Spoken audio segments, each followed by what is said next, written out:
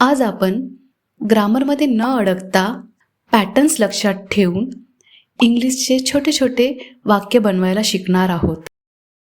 Pattern 1. I am plus adjective. I am म्हणजे काय? मी आहे. ॲडजेक्टिव्ह म्हणजे विशेषण.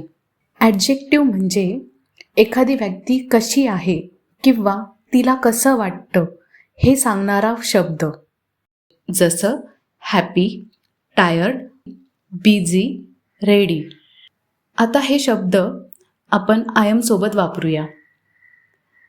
आय एम हॅपी, मी आनंदी आहे. आय एम टायर्ड, मी थकले आहे. आय एम हंग्री, मला भूक लागली आहे. आय एम बिझी, मी व्यस्त आहे.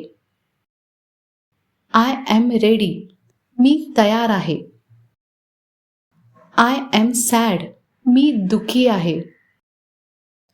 आय एम अँग्री, मला राग आला आहे. आय एम एक्सायटेड, मी उत्सुक आहे. ह्यात प्रत्येक वाक्याच्या शेवटी happy, tired, hungry, busy, ready, sad, angry, excited, I am सोबत हे ॲडजेक्टिव्ह वापरून आपण प्रत्येक सेंटेन्स पूर्ण केलेले आहे. लक्षात ठेवा, इथे आय एम सेम आहे, फक्त शेवटचा ॲडजेक्टिव्ह बदललेला आहे. I am happy, I am tired, I am hungry, I am busy, I am ready.